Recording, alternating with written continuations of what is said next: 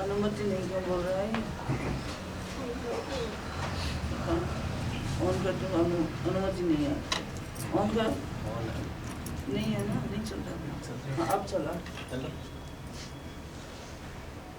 Hello, यहाँ नीचे से इसको निकाल के सुनो। दीदी आगे ठीक है। अनुमति नहीं।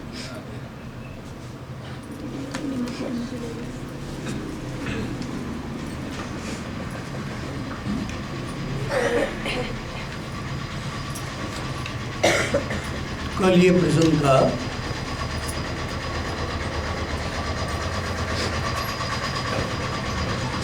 कि सूरदास जी का ये पद, बाप मोहन से प्रीति निरंतर क्यों ही रहेगी छानी। इसका एक अर्थ हो सकता है गोपिस्टिक सेंस में। गोपी सौर रूप में कृष्ण को मानती हैं, उनकी अनुगामिनी है, और इसलिए भगवान कृष्ण का स्वरूप उनको दिख जाने के बाद वो छिपा नहीं रह सकता, उनका प्रेम छिपा नहीं रह सकता। लेकिन गुरुदेव कहते हैं ये अर्थ सूरदास जी का, इस पद का ये अर्थ अधूरा है। मंशा अर्थ हम पदों का नहीं लगा सकते। पूरे ज्ञान के बिना आधा अधूरा अर्थ लगा लेना, ये परमात्मा के साथ गलती करना है। इसके लिए वो आगे कहते हैं, कहा करो सुंदर मूर्ति रोम रोम उलझानी। मैं क्या करूँ, वह सुंदर मूर्ति रोम रोम में उलझ गई है, तो सगुण मूर्ति तो उलझ नहीं सकती। वो तो चैतन्य हो, वो अंदर प्रवेश कर सकता पूरी तरह, तो वो चैतन्य स्वरूप है, वो रोम रोम में जाके उलझ गया है। इसलिए गोपिस्टिक सेंस में अर्थ नहीं लगा करके इसका अर्थ होता है मिस्टिक, ये पूर्ण आध्यात्मिक इसका अर्थ है। यह आपने खत्म किया था। In Tulsidas we find a celebrated passage, Venupag Chale Sune, in which he gives us a metaphysical, mystical description of God vision. Tulsidas ji के अंदर एक प्रसिद्ध पद है, वेणुपग चले। ये पद सब पढ़ते हैं, ये अर्थ इसका पूरी तरह से कोई नहीं लगा सकता। संत लोग जो लिखते हैं वो जानते हैं, या जिनको ऐसा अनुभव है परमात्मा का, वो इसको समझ सकते हैं। वेणुपग चले, तो इसका कल काल्पनिक अर्थ लगाते हैं वो सब।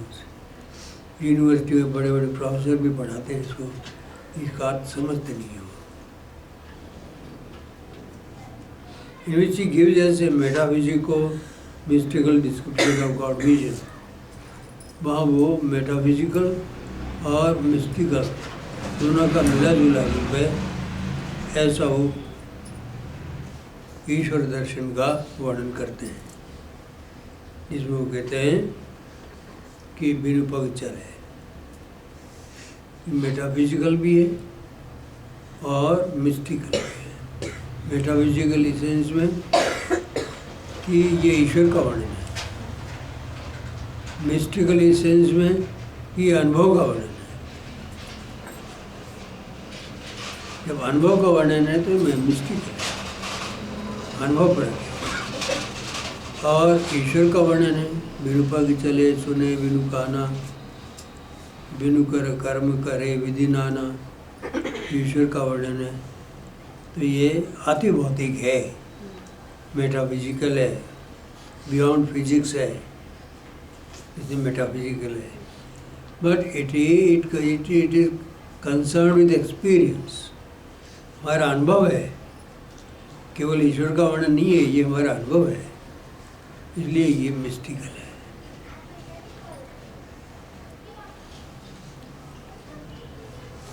Though his other descriptions are tinged with personalism and moralism, यद्यपि उनके दूसरे वर्णन भी हैं जो व्यक्तित्ववाद से और नैतिकवाद से जुड़े हुए हैं, व्यक्तिवाद और नैतिकवाद। इससे जुड़े हुए पद मिलते हैं।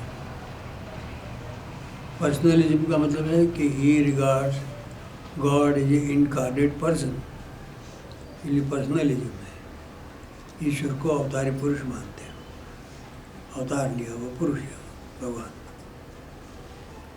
और उसके साथ साथ नैतिकता का पुट भी इसमें है। इस तरह के पद हैं। In a fine passage we are told, all superconscious powers might be attributed to God. एक पद के अंदर वो कहते हैं कि सारे के सारे अतीन्द्रिय शक्तियाँ, सुपर सेंसुअस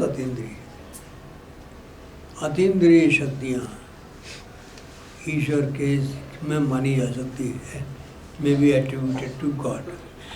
वो सब की सब अतीन्द्रिय शक्तियाँ ईश्वर से में मानी जा सकती है। It is impossible for us, says Tulsidas, either to understand or describe the transcendent powers of God. Tulsidas ji कहते हैं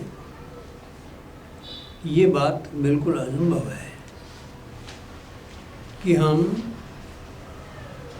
विश्वातीत सत्ता, ट्रांसेंडेंट पावर्स ऑफ गॉड, ईश्वर की विश्वातीत जो शक्तियाँ हैं उनको जान सके, हमारे लिए असंभव है। ईश्वर के 3 रूप देखे जाते हैं। एक तो व्यक्तिगत रूप है, राम है, कृष्ण है, एक व्यक्ति रूप है। एक सारे संसार में व्याप्त रूप है, संसार में व्यापक है, ये यूनिवर्सल रूप है उसका। हर एक इन दोनों से परे है, ट्रांसेंडेंट है, जो मनुष्य की कल्पना में भी नहीं आ सकता। विश्व तक कल्पना जा सकती है उसकी, वही ये विश्व है, इस व्यापक विश्व से अतीत क्या है, उसकी आप कल्पना कैसे करोगे? उसमें क्या शक्तियाँ हो सकता है जो विश्व से भी अतीत है। जहाँ से विश्व जन्म लेता है विश्व वापस चला जाता है, वो जगह कौन सी है, उसमें कौन कौन सी शक्तियाँ हैं, उसको जानने का मनुष्य के पास कोई उपाय नहीं है, कोई साधन नहीं है। मन बुद्धि से अतीत है विश्व सत्ता ही। अब मन बुद्धि से अतीत है हमारा मन स्वयं। हम नहीं जानते मन है क्या चीज़, बुद्धि क्या चीज़ है, हम नहीं जानते इनको।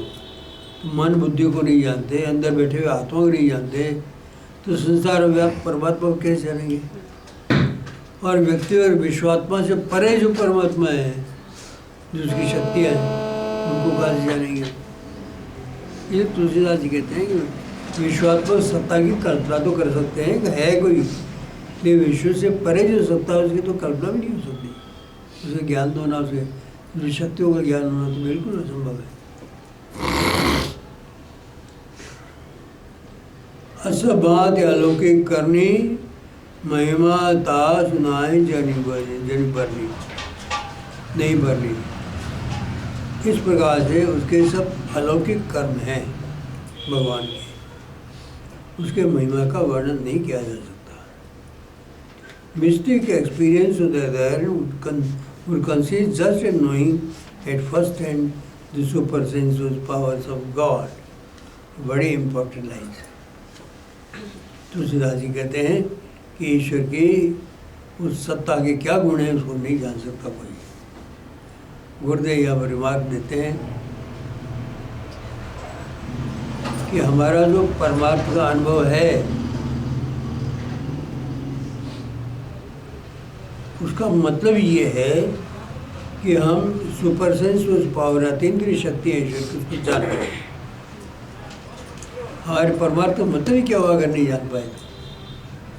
उसके अतीन्द्रिय शक्तियों से मिलना, उसमें अपने आप को शामिल कर देना, उससे अपने आप को एक कर देना, उसकी शक्तियों को पहचान लेना, ये तो सब परमार्थ है। अगर परमार्थ ये सब नहीं है तो परमार्थ करने से क्या फायदा? बुद्धि जान लेगी संसार का ज्ञान। तो अतीन्द्रिय शक्तियाँ जो मन को प्राप्त नहीं है, इंद्रियों को प्राप्त नहीं है, उस अतीन्द्रिय शक्ति को जानने के लिए ही सारा परमार्थ है। तो उसको जानना अगर नहीं जाना तो परमार्थ क्या किया? तुलसीदास जी जो कह रही है, वर्णन नहीं किया जा सकता, ठीक है। महिमा ता सुनाए जेरी जाए नहीं वर्णी, महिमा का वर्णन नहीं किया जा सकता, तो इस अर्थ में जाना जा सकता है लेकिन वर्णन नहीं किया जा सकता, ये ठीक है। Mystic experience on the other hand would consist in knowing, mystic experience जो है वो इस बात पर निहित है कि हम फर्स्ट हैंड मैंने डायरेक्ट एक्सपीरियंस, प्रत्यक्ष अनुभव से ये जाने कि ईश्वर की अतीन्द्रिय शक्तियाँ है क्या, और उनसे संपर्क में आ सके, अतीन्द्रिय शक्तियों से एक हो सके, उनका उपयोग कर सके, जब भी आवश्यक हो उसका उपयोग कर सके। We are told by Tulsidas that God is able to walk without feet. Tulsidas ji कहते हैं कि ईश्वर बिना पैरों के चल सकता है, He can walk without feet. ईश्वर की बात छोड़ो, गुरु भी जब आपके यहाँ जाते हैं अनुभव में, और मान लीजिए आप रात्रि में आपके पास वो आते हैं, पैरों से आते हैं, आप 500 मील दूर बैठे और आपको रात्रि में प्रकट हो गए, बात हुई, कैसे आए हो? यही है, चरणों से नहीं चलती, वो तो शक्ति होती है जहाँ प्रकट होती है, हो जाती है शक्ति। जाने के लिए उसको जाना ना यूँ नहीं पड़ता, वो तो व्यापक है, आकाश को कहाँ जाना पड़ेगा, वो व्यापक है, जा ही नहीं सकता, कहीं जगह नहीं उसको चलने के लिए, इसलिए जाएगा कहाँ। इसलिए ईश्वर के लिए कहते हैं वो बिना चरणों के चलता है। And perform manifold actions without hands, वो बिना हाथों के ही सब काम करता है। मैनीफोल्ड माने अनेक प्रकार के, अनेक विधि कर वो बिना हाथों के करता है। उसको क्या होता, उसको इच्छा हुई प्रकृति काम कर देती है। अगर परमात्मा की इच्छा जाए कि नीम के अंदर आम की जो है ना वो लग जाए, आम लग जाए इसमें, तो 1 सेकंड में हो जाएगा। प्रकृति उसको नीम को आम का पेड़ बना देगी, 1 सेकंड में बना देगी। प्रकृति में वो शक्ति है, क्योंकि वो परमात्मा की शक्ति है।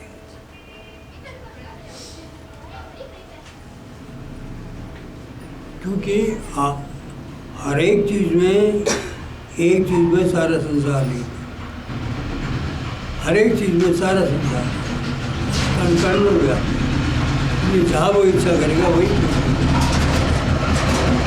आम के पेड़ में, नीम के पेड़ में आम लगना, पहले तो हो जाएगा आम का पेड़ और फट से आम लगेगा, और आप चाहोगे तो टूट के भी पड़ जाए।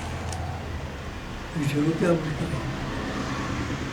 तुलसीदास जी जब पहुँचे थे ना कृष्ण के मंदिर में, तो उन्होंने कहा मैं तो नमस्कार तब करूँ जब हाथ दो धनुष बाण ले हुआ, और वो 1 सेकंड में कृष्ण की मूर्ति बनी, राम की मूर्ति बनी।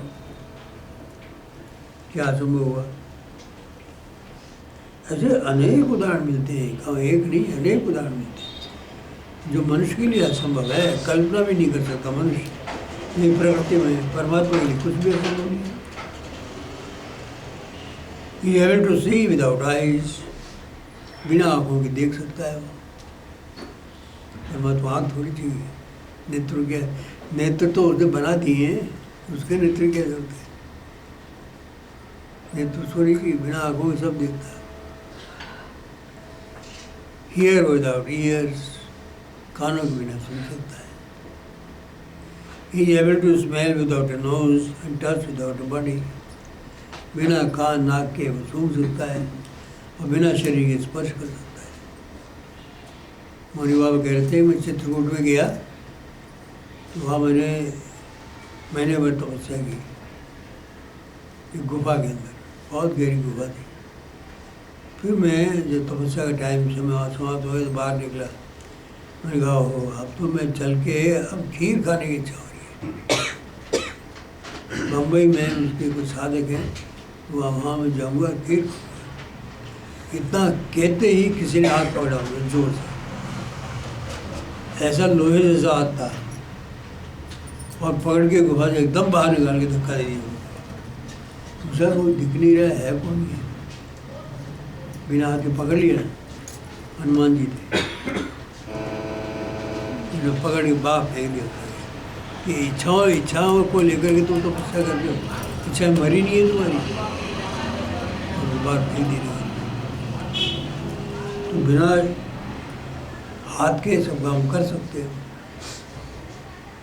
He can enjoy flavors without a tongue.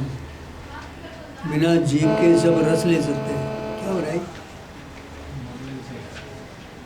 Mobile की वजह से। कौन सा? मोबाइल में फ्रीक्वेंसी चेंज होती है। ये यहाँ रखो। He is able to smell without nose and touch without body. He can enjoy flavors without a tongue. बिना जीभ के सब रस ले सकता है। Utter mighty words without a voice. और बिना जीभ के बड़े बड़े शब्द बोल सकता है, बलवान शब्द, जिसे भय लगे लोगों को, माइटी, ताकतवर, जिन शब्दों का उच्चारण होने के बाद उनकी परिणति हुए बिना रह नहीं सकती, ऐसी वाणी बोल सकता है। This description of Tulsidas of the supersensual powers of God puts in mind of the celebrated verse in the Upanishad. Tulsidas का ये जो वर्णन है हमको याद दिलाता है, पुट्स अस इन माइंड, हमें याद दिलाता है of that celebrated verse in the Upanishad, उपनिषद के अंदर उस प्रसिद्ध पंक्तियों की याद दिलाता है।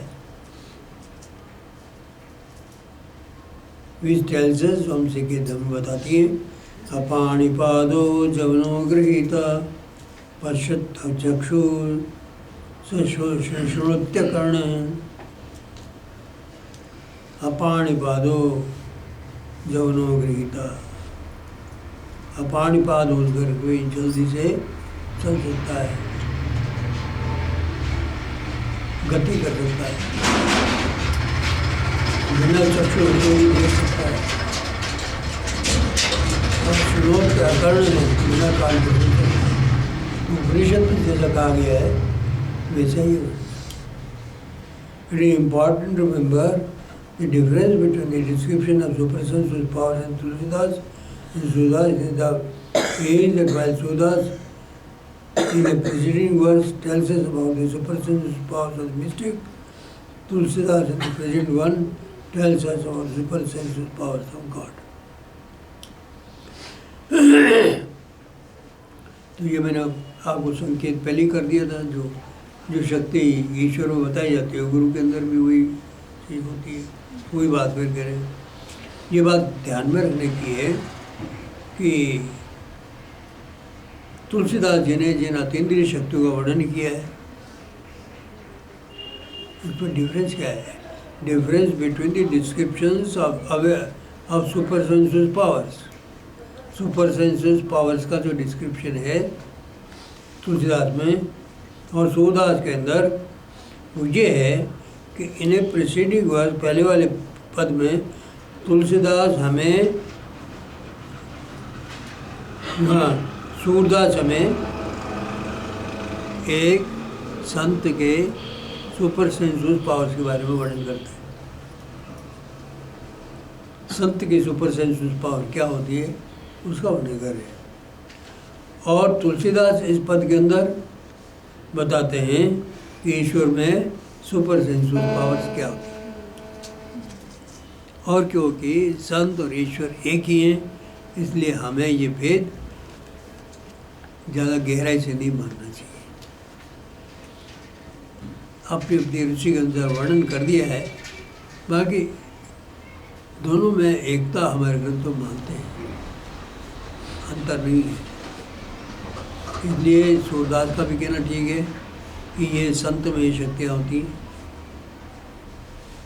और तुलसीदास का कहना भी ठीक है ईश्वर में ये शक्तियाँ होती हैं, और सारे संतों का ये कहना भी ठीक है गुरु और संत में अंतर नहीं, इसलिए ये शक्तियाँ दोनों में ही निहित होती हैं। While Tulsidas is giving us an objective and metaphysical treatment of the transcendence.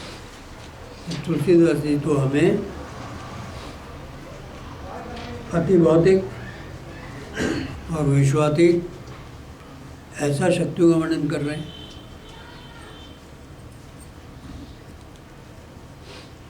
Objective and metaphysical ये ट्रीटमेंट, ऑब्जेक्टिव ट्रीटमेंट है। क्यों? ईश्वर में है, हमारे अंदर नहीं, ईश्वर बता रहे हैं। तो ईश्वर तो हमारे लिए ऑब्जेक्टिव है, लेकिन तुलसीदास सूरदास कहते हैं नहीं, सब्जेक्टिव है। It belongs to the subject, the mystic himself. Treatment of transcendence. Surdas is giving us its subjective and personalistic interpretation. Surdas कहते हैं कि यह सब्जेक्टिव और पर्सनलिस्टिक, अर्थात उसके व्यक्ति के अंदर स्वयं ये गुण होते हैं। अर्थात भजन करने से आप उस लेवल पर आ जाते हैं कि आप और ईश्वर एक हो जाते हैं। तो उसमें ईश्वर में जो गुण है वो आप अपने आप चले आते हैं। इसलिए इसमें कन्फ्यूजन होने की जरूरत नहीं है। ये बात अनुभव सिद्ध है, ये बात होती है, कल्पना से नहीं मालूम कर सकते ये क्या बात है, कैसी होती है। गोरखनाथ, धर्मदास एंड यारी इन पर आते हैं। After the treatment of Surdas and Tulsidas, Surdas और तुलसीदास जी पर विचार करने के बाद who express their mystical experience in a restrained, personalistic, moralistic manner, जो अपना वर्णन करते हैं परमार्थिक अनुभव का बड़े दबे हुए स्वरों में, रिस्ट्रिक्टेड, रिस्ट्रेंड है ना, ये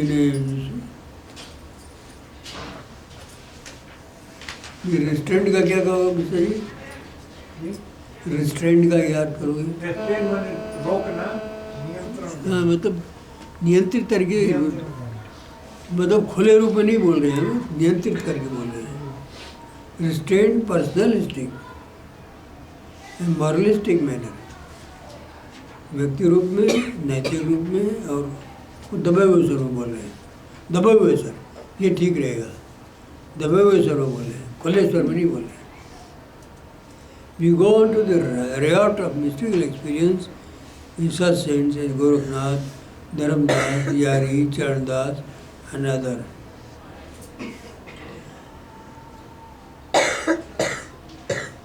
We go to the riot of mystical experience. Mystical experience is परमार्थिक अनुभव का गुच्छा एकदम।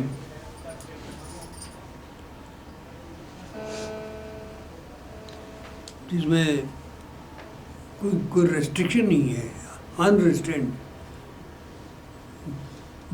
होता नहीं, नगाड़े बज रहे हैं, रंग भी कर रहे हैं, हल्ला भी हो रहा है, तो रियाट हो गया एक तरह का, गुच्छ हो गया, सब मिलाकर। तो अनुभव का इस तरह से गुच्छ हो जाता है। Riot of mystical experience of saints, तो गोरखनाथ में धर्मदास, यारी, चरणदास, इनके अंदर अनुभव का सम्मिश्रण होता है। अनुभव ढेर निकलते हैं, सबका सम्मिश्रण होता है उनको, और इतना प्रचुर मात्रा में होता है कि उसको दबे शब्दों कहने की आवश्यकता नहीं होती, उत्फुल्ल होकर बोलते हैं। Gorakhnath is one of the greatest founders of yogic mysticism in India. Gorakhnath ji Bharatvarsh के सबसे बड़े यौगिक परमार्थ संप्रदाय के प्रणेता थे। यौगिक परमार्थ, योग दृष्टि से परमार्थ करना, यौगिक mysticism. And it is no wonder that he should speak of physiological plexuses. और इसलिए यहाँ कोई आश्चर्य नहीं है कि वे भौतिक जो शरीर शास्त्र है उसके अंदर जो प्लेक्सेस होते हैं, जो अलग अलग चक्र होते हैं, ग्रंथियाँ होती हैं, उनका वर्णन करते हैं। जो मूलाधार से सहस्रार्थ चक्र को वेद करते हुए जाते हैं। तो यौगिक मिस्टिक है, इसलिए इनका जिक्र उनमें आता है। फिजियोलॉजिकल प्लेक्सेस, अर्थात शरीर शास्त्री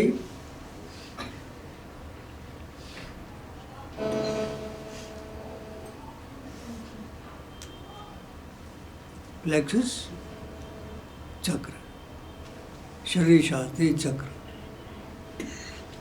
शरीर शास्त्र में चक्रों का वर्णन उस रूप में नहीं मिलता जैसे हमारे योग दर्शन में मिलता है। ये चक्र उन्हीं है, वहाँ पर उन्हीं चक्रों का उन्होंने नाम योग दर्शन के हिसाब से दे दिया है। ये वो ग्रंथियाँ मिलती हैं जब आप स्टडी करते हैं फिजियोलॉजिकल पॉइंट ऑफ व्यू से, तो आप अंदर देखें तो नाड़ी जाती है, उसमें चक्र होते हैं और उन चक्रों में वो शक्तियाँ होती हैं।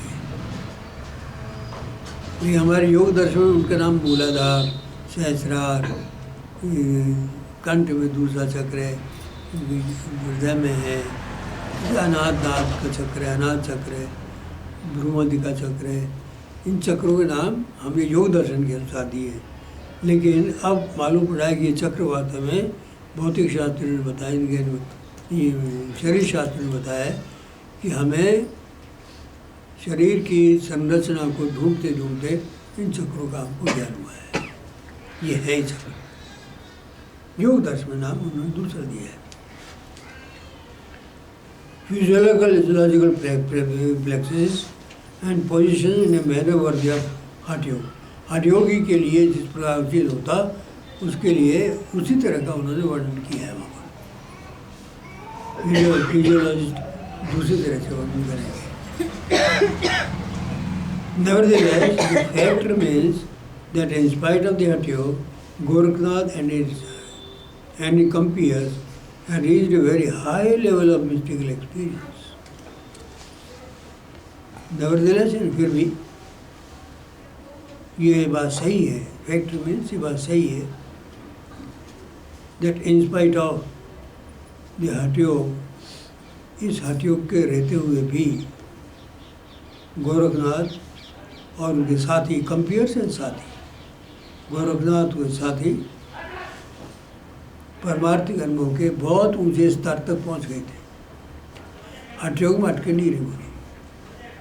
जो केवल हठ योगी होगा उसकी प्राप्ति की एक सीमा होगी। ये हठ योग से प्रारंभ करके हठ योग का उपयोग करके भी वो बहुत ऊंची स्थिति उन्होंने प्राप्त की थी, ये बात निश्चित है।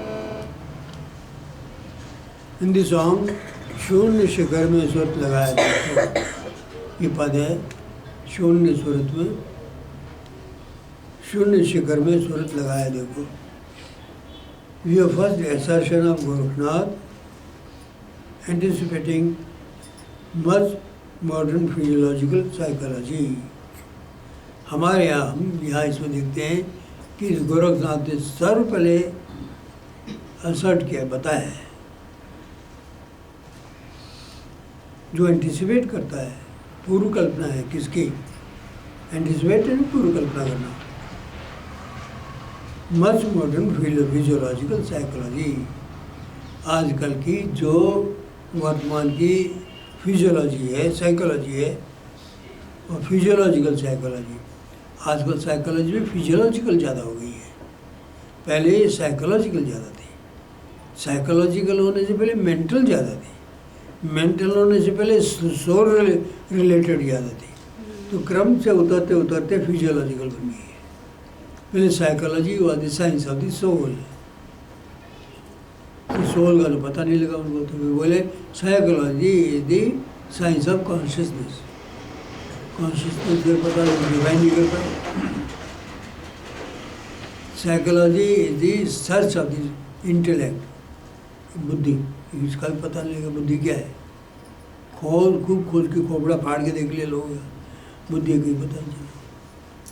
तो कहा कि हमने इन सब धंधों को छोड़ो, आपने तो जो प्रत्यक्ष दिखता है उसे मन का पता लगाओ। तो मन का पता तो नहीं लगता, लेकिन जब हम लड्डू खाने की इच्छा करते हैं तो हम पता लग जाता है लड्डू खाने की अच्छा अंदर हुई है, इस तरह से पकड़ो तो भौतिकवाद हो गया। तो ये शरीर की इच्छाओं और उनकी क्रियाओं के मुताबिक मन को जानने की कोशिश, इसे कहते हैं physiological psychology. Psychology which is based on physiological actions, शरीर की क्रियाओं से मन को पकड़ना, उनका अध्ययन करना।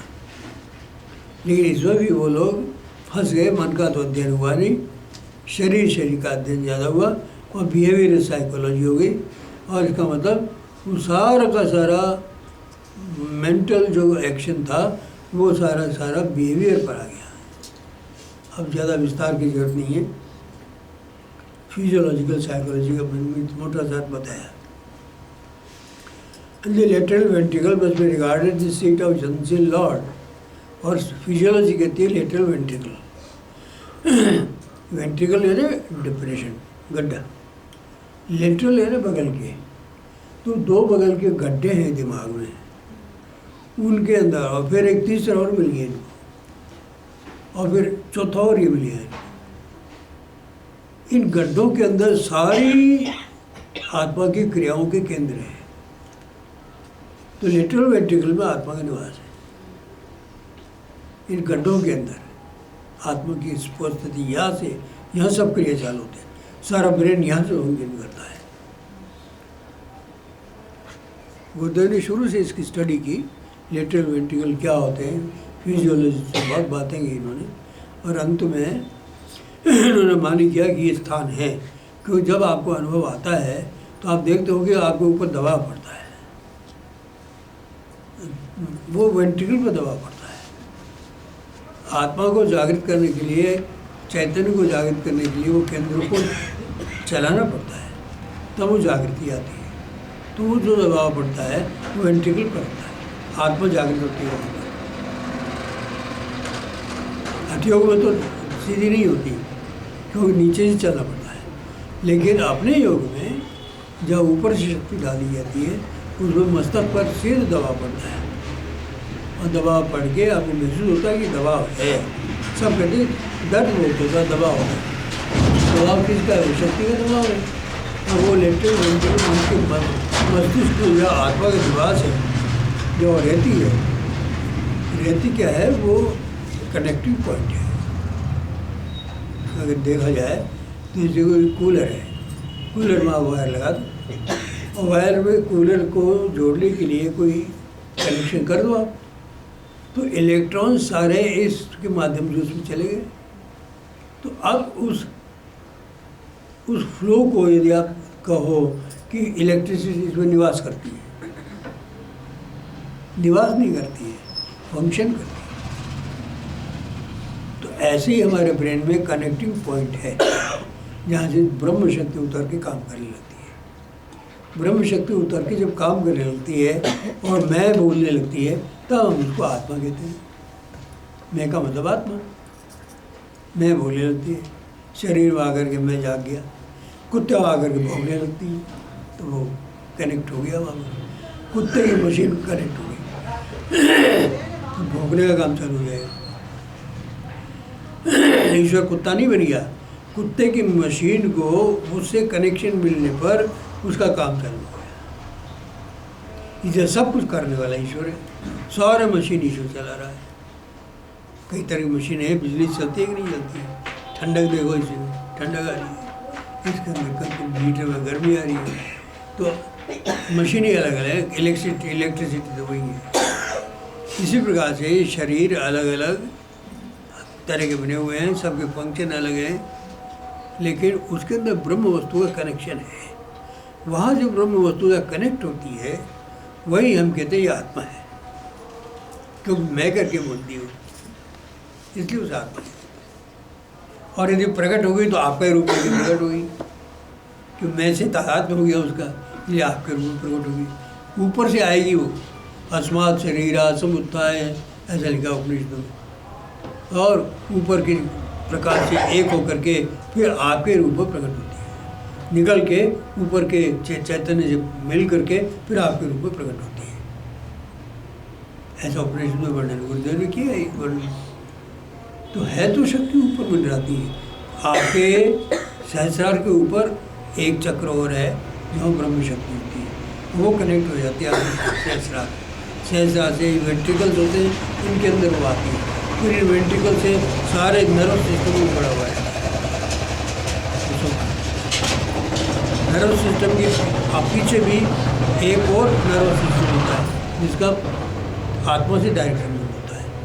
वो सूक्ष्म शरीर होता है, उसके अंदर नाड़ियाँ होती हैं और वो नाड़ियाँ ब्रह्मांड व्यापक होती हैं। उन नाड़ियों से ब्रह्मांड में जा सकते हैं आप, लेकिन वो सूक्ष्म शरीर में है, स्थूल में नहीं है। विद्युत की नाड़ियाँ हैं। यदि आप अच्छी उन्नति कर लें परमात्मा में, उन नाड़ियों के माध्यम से ब्रह्मलोक में, शिवलोक में कहीं भी जा सकते हैं। ऐसी नाड़ियाँ हैं। वो विद्युत की नाड़ियाँ हैं, चैतन्य की नाड़ियाँ हैं और अदृश्य नाड़ियाँ हैं। वो दिखती नहीं है, सूक्ष्म शरीर में है। सूक्ष्म शरीर निकल के जाएगा, सब चली जाएगी। स्थूल शरीर तो केवल आउटर केस है, उसका बाहरी घोड़ है उसकी। असली जीवन तो सूक्ष्म शरीर में है। आपके सारे कर्मों के संस्कार वहाँ रहते हैं, और जब इस शरीर से निकल के जब जाते हैं तो कर्मों के संस्कार भी जाते हैं, और आपको जो भोगने के लिए जो मिलने चाहिए उसमें से एक हिस्सा निकाल के आपको फिर अगले शरीर भी दे दिया जाता है। कुत्ता बनाना है तो वो संस्कार दे दी जाएगी, या कुत्ते बैठ के आप सब काम करो। आपको मल विष्ठा खाना है, अगर ये भोगना है तो कुत्ता बना दीजिए, मल विष्ठा खाओ। ऐसे काम किए, नाली का पानी पियो, दुष्कर्म किए, जिगर ये डंडे खाओ, ऐसे काम किए तो कुत्ता बना दिया। कुत्ता बनाते ये काम करने लगे बेचारे, भोग हो गया ये उसका। तो आपके जो संस्कार पड़े हुए हैं वो सूक्ष्म शरीर में होते हैं, स्थूल में नहीं होता। स्थूल शरीर में आप जो कर्म विचार करते हैं उसका संसार सूक्ष्म में चला जाता है, फिर आपका बस नहीं होता उसे निकाले। तो परमात्मा से प्रार्थना करो, चैतन्य अग्नि आए और उनको जला दे, परमात्मा की कृपा हो तो ये काम हो। नहीं वो संस्कार जो जम गए तो उनको भोगना पड़ेगा।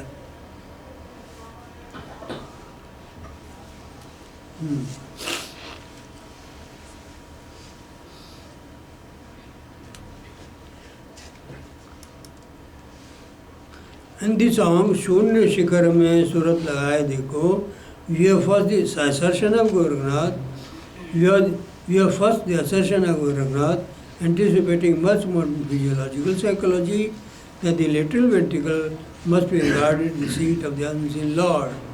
वो कहते हैं कि लेटरल वेंट्रिकल जो जगह है उसको वो अदृश्य परमात्मा है, उसकी सीट बनना चाहिए। वो सीट है। अब सीट है, सीट किस सेंस में है कि वहाँ से वो सब काम कनेक्शन देती है। उसकी सीट की जरूरत नहीं, वो तो व्यापक है, परमात्मा व्यापक है, इसलिए उसकी सीट का मानोगे आप। सीट का मतलब ये है कि वहाँ से कनेक्ट होके आपकी मशीन को चलाती है, इसलिए उसको सीट कहते हैं। बाकी उस अदृश्य परमात्मा ही, व्यापक परमात्मा की सीट कहाँ है? संसार भी उसके लिए सीट नहीं दे सकता, इतना व्यापक है। सूर्य भी उसको सीट नहीं दे सकता, उसका व्यापक इतना है। सूर्य भागता है उसके डर के मारे, रात और दिन एक सेकंड की गलती के बिना काम करता है। इतनी ज़बरदस्त शक्ति है उसमें। तो हमारी पृथ्वी क्या है उसके आगे? पृथ्वी तो ऐसी है कि बड़ा भारी पहाड़ हो, उसमें इतनी सी रुई डाल दो, जलने में कितनी देर लगती है। अगर पृथ्वी हमारी सूर्य में जा पड़े, जलने में 1-2 सेकंड लगेगा, बस सारी जल के बस हो जाएगी। इतने भयानक प्रचंड अग्नि उसमें। तो उपनिषद में वर्णन है कि जो दौड़ लगाता है उसके डर के मारे, यमराज भी भागता है उसके डर से। तो वो जो अनंत शक्ति है उसके लिए वो हमारे लिए कनेक्टिंग पॉइंट वो है। हमने ये कहो वहाँ वो सीट है उसकी, जहाँ से वो काम करता है, वो कनेक्शन। इसकी सीट वो है, सीट है बस। अब इसे बैठी क्या हो, फ्लो कर रही है, बैठी जा रही है। जुड़ जाओ तो सीट हो गई, और कनेक्शन कट गया तो सीट गई। तो सीट कभी जाती है परमात्मा की, कनेक्शन कट जाता है। Lateral ventricle must be treated the seat of the unseen Lord. अलग, उसको अलग कहते हैं। अलग क्यों कहते हैं? वो अलग है, दिखाई नहीं पड़ता, इसलिए उसका नाम अलग है। लेकिन हम अलग नहीं मानते, वो अलग होगा, लेकिन वो चैतन्य है, इसलिए भक्त का प्रेम देख करके प्रकट हो जाता है, इसलिए उसका स्वरूप भी है। अलग उनके लिए है जो मूर्ख है, नास्तिक है, संसारी है, परमात्मा से प्रेम नहीं करते, उनके लिए अलग से दिखाई नहीं पड़ता। लेकिन जो परमात्मा को चाहते हैं, प्रेम से उसका आह्वान करते हैं और अपना जीवन परमात्मा के अनुकूल बनाते हैं, उनके लिए लक्ष्य नहीं, उनके लिए तो लक्ष्य देखो।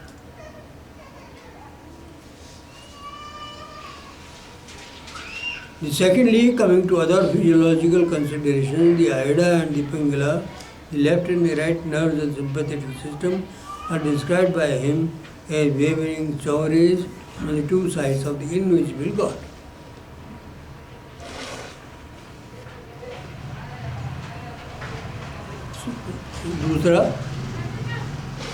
दूसरे फिजियोलॉजिकल कंसिडरेशन से अर्थात भौतिक शरीर शास्त्र की दृष्टि से दूसरा जो उनका कथन है वो क्या है? फिजियोलॉजिकल कंसिडरेशन इड़ा और पिंगला का है। दूसरा शरीर शास्त्र की दृष्टि से उनका कथन है इड़ा और पिंगला के बारे में। वो क्या है? हमारे सिंपैथेटिक नर्व्स हैं। इड़ा और पिंगला दो नर्व्स हैं, सिंपैथेटिक नर्व्स कहते हैं उनको। ब्रेन से उनका कनेक्शन नहीं होता है, इस तरह नर्व्स होती हैं। Are describe by him as waving chauri. ये दो इन सिंपैथेटिक नर्व इड़ा और पिंगला वो ईश्वर के आगे झूला चवर से झूलाते हैं। चौरी होती है, चवर झूलाते हैं। On the two sides of invisible God, उस अदृश्य परमात्मा के दोनों ओर चौरी चलाते हैं, हवा करते हैं चौरी से, मक्खी मच्छर उड़ाती हुई। Then Surya Chandra, the sun and the moon are regarded the brilliant lights illuminating the contour of his residence. Surya Chandra, इनको माना गया है ये दो ज्वलंत प्रकाश है, ब्रिलियंट लाइट्स है, जो उसके घर के आकार को प्रकाशित करते हैं।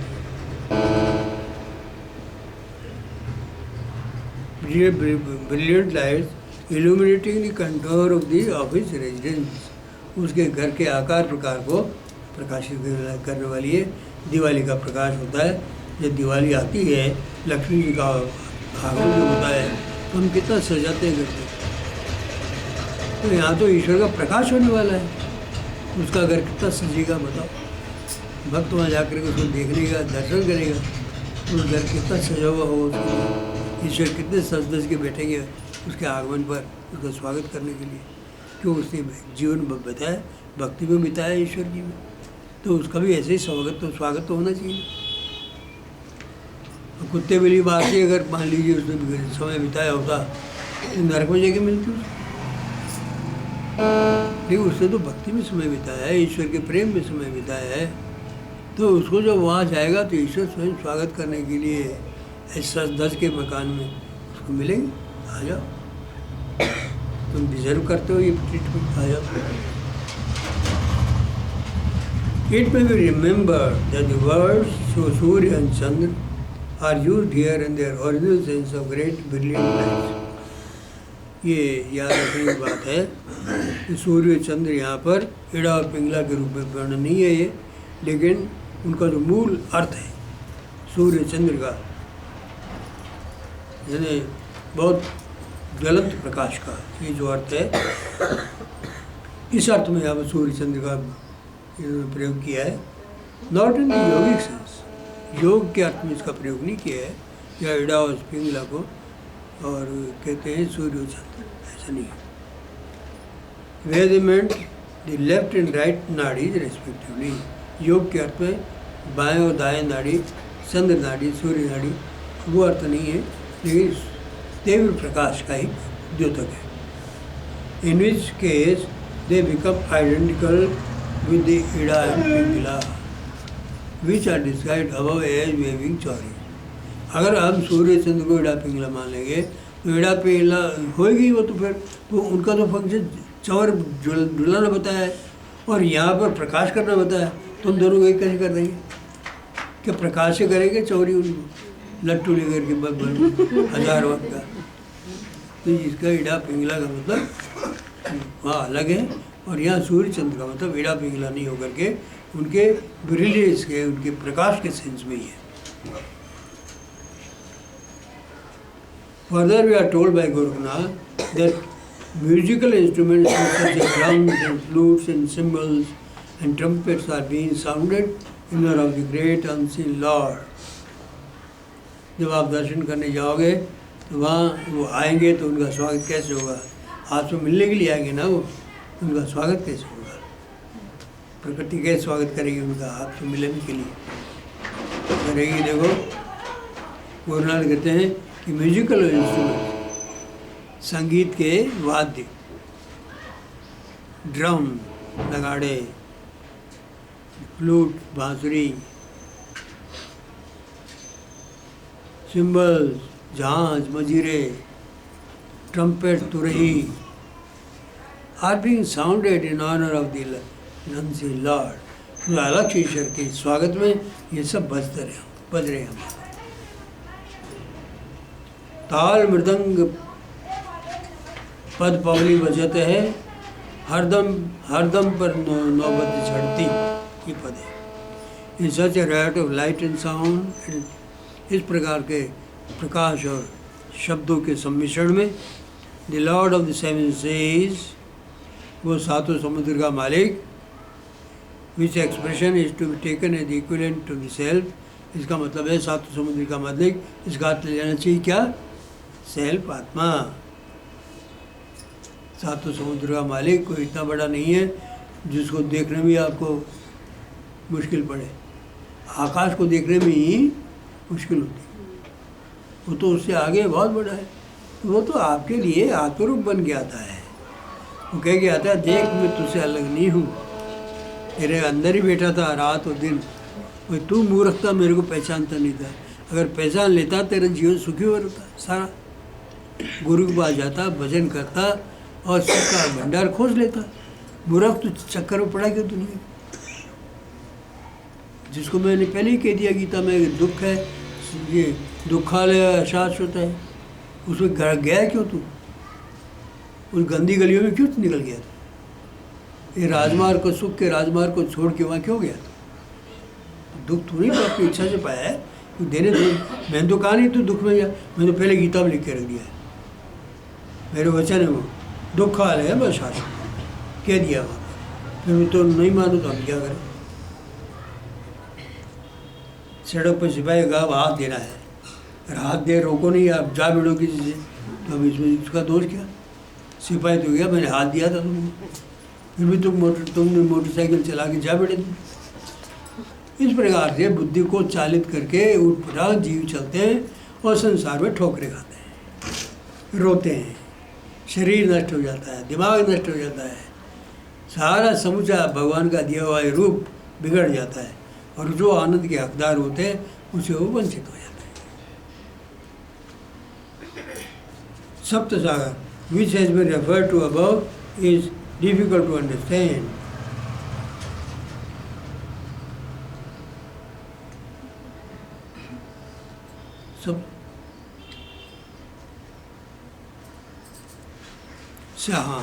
is described as taking a bath at the confluence of the two great nadis.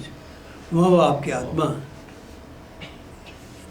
इड़ा और पिंगला नाड़ियों के संगम स्थान पर स्नान लेती हुई दिखाई पड़ती है। वह उनका स्नान होता है, क्योंकि संसार के जीव भाव उस स्नान के बिना नष्ट नहीं होते, पूर्ण शुद्ध नहीं होती।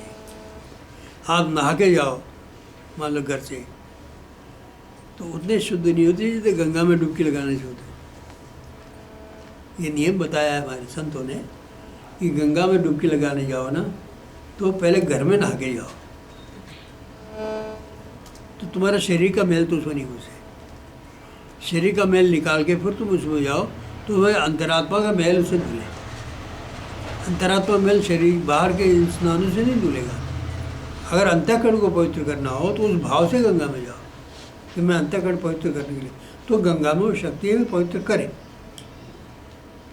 तो इड़ा और पिंगला के संगम स्थान पर जीवात्मा स्नान करती है ये शुद्ध होकर परमात्मा से मिल जाए, इसलिए वो स्नान करती है। जो Sushumna is of course not mentioned here, यहाँ पर सुषुम्ना का जिक्र नहीं आया है, बट दैट इज द नाड़ी which is responsible for the lake. लेकिन वही नाड़ी है जो वहाँ पर जो लेक है या झील है जहाँ जीव स्नान करता है, वो सुषुम्ना नाड़ी से वो झील बनती है। उस नाड़ी का जिक्र नहीं है, लेकिन सुषुम्ना नाड़ी है, उससे वो लेक का निर्माण होता है। अमृत स्राव जहाँ से होता है, अमृत का कुंड जो होता है वो सुषुम्ना से निकलता है।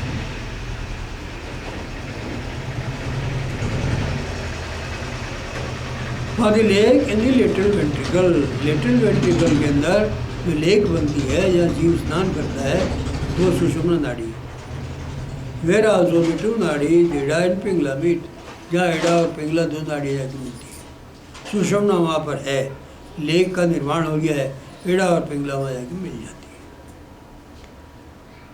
What the author means by the expression सप्त सागर which has been referred to above, अब यहाँ पर लेखक सप्त सागर का जो वर्णन करते हैं, जो ऊपर वर्णन आया है, उसे क्या मतलब है, कुछ समझ में आती नहीं बात। सप्त सागर क्या हुआ है? It is difficult to understand unless you regard the expression as meaning 7 such lakes inside the brain region। ये एक ही अर्थ हो सकता है कि हमारे मस्तिष्क के अंदर है 7 प्रकार के, इस प्रकार के गोलक हैं, 7 प्रकार के डिप्रेशंस हैं जहाँ पर ये सागर की तरह से दिखाई पड़ते हैं। बाकी सप्त सागर से कोई मतलब नहीं। Further we are told by Gorakhnath the unseen lord is taking a bath under a shower of pearls. फिर गोरखनाथ कहते हैं कि यहाँ जो अदृश्य परमात्मा है वो वहाँ पर मोतियों की बौछार हो रही है, उसमें स्नान कर रहे हैं। मोतियों की बौछार हो रही है, उसमें स्नान कर रहे हैं। Which is also a great morphic experience, जो कि बड़ा भारी मॉर्फिक एक्सपीरियंस, मॉर्फिक आकार संबंधी, रिलेटिंग टू फॉर्म। दर्शन रंग संबंधित है, ध्वनि संबंधित है, आकार संबंधी अनुभव होते हैं। तो ये बहुत उच्च आकार कोटि का आकार का जो है ना ये अनुभव है। मोतियों की वर्षा झड़ती। It is interesting to see that Gorakhnath is describing here the spiritual bath of the self in the little ventricle। ये बात रुचिकर है जानने में कि गोरखनाथ यहाँ पर वर्णन कर रहे हैं कि आत्मा किस प्रकार से उस लिटिल वेंट्रिकल के अंदर जाकर के आध्यात्मिक बात लेता है, स्पिरिचुअल बात लेता है। स्पिरिचुअल बात कहाँ होगी? सुषुम्ना से निकलने वाले सागर में। सुषुम्ना नाड़ी की शुद्ध सत्व ना की नाड़ी है, वो शुद्ध सत्व भरा पड़ा है उसमें, उसके अंदर वो शुद्ध सत्व बन जाएगा और शुद्ध सत्व ही परमात्मा का आकार देने में कारण बनता है। परमात्मा आकार शुद्ध सत्व से बनता है, जीवों का आकार पंच तत्वों से बनता है।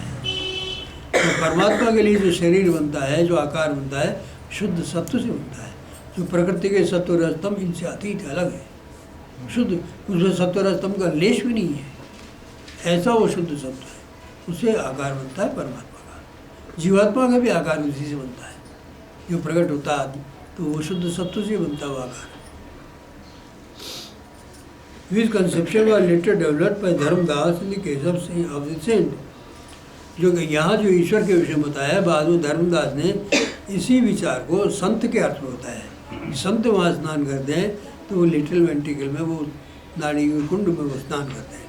तो ईश्वर स्नान करे चाहे संत स्नान करे, बात वही है। कहने के ढंग लोगों के अलग अलग हैं, लेकिन मूल अर्थ यही है। संत शुद्ध रूप होकर के परमात्मा जो प्रवेश करते हैं तो वहाँ स्नान होता है। परमात्मा में उतरते हैं तो जीवात्मा का स्वागत करने के लिए उतरते हैं, और जीवात्मा जब जाते हैं तो परमात्मा में मिलन करने के लिए स्नान करते हैं, किसी अर्थ में ले लो। Finally we are told by Gorakhnath rarely a saint can reach such a heaven. अंत में गोरखनाथ कहते हैं कि इस प्रकार के स्वर्ग में कोई मुश्किल से पहुंचता है, मुश्किल से कोई पहुंचता है। Not to speak of nigura and manmukh, निगरा हो या मनमुख हो, मन की चाल चलने वाला हो अथवा निगरा हो, वो तो पहुंचने का सवाल ही नहीं। लेकिन जो निगरा नहीं है और मनमुख नहीं है वो भी प्रयास करते हैं, लेकिन बीच में किसी न किसी भाग्य के ठोकर से रह जाते हैं, नहीं जा पाते। He who follows his own whim has to pay the price. वह जो अपनी इच्छाओं के अनुकूल चलता है, मन की इच्छाओं का पीछा करता हुआ चलता है। व्योम कहते हैं मन की तरंग, मन की तरंगों के अनुसार ही चलता है। ईश्वर की आज्ञा, गुरु की आज्ञा मान के नहीं चलता। can never be admitted to the transcendent region of spirit. तो वह आत्मा के जो अतीन्द्रिय जगत है, क्षेत्र है, उसका प्रवेश नहीं हुआ। ट्रांसेंडेंट अतीन्द्रिय या अतीन्द्रिय जो क्षेत्र या आत्मा का, वह उसका प्रवेश नहीं होता। जो मनमुख होता है, मन के अनुसार चलता है, मन की तरंगों में चलता है, मन की मौज में रहता है, तो वो अपने जीवन को उसके लिए कहते हैं ही हैज़ टू पे द प्राइस ऑफ इट। जो मनमुख होकर चलता है उसको कीमत चुकानी पड़ती है। क्या? कि जीवन को वेस्ट कर दिया, ये कीमत है। जीवन को बर्बाद करना, ये कीमत चुकानी पड़ती है। और जो परमात्मा के अनुकूल चलता है, गुरु के अनुकूल चलता है और अपने जीवन को संयमित तरीके से चलाता है, भजन भाव में ही रहता है, उसको ईश्वर की कृपा होने पर ये सब अवसर मिल जाता है। तो भाई हो गया, बहुत है इतना यार। कल 10 अच्छा होगा भाई।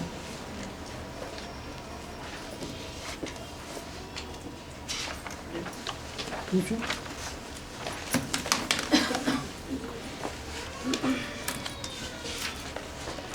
हाँ भाई पूछो। हेलो, बहुत क्लियर है? अच्छा लगा? अच्छा लगा सबको? कौन कौन है? बस चलो कोई बात नहीं। कौन है? नवदेश। जय जी ठीक है, तबीयत ठीक है उसकी? हाँ अच्छा अच्छा ठीक है भाई, आज काफी ठीक है। प्रसाद।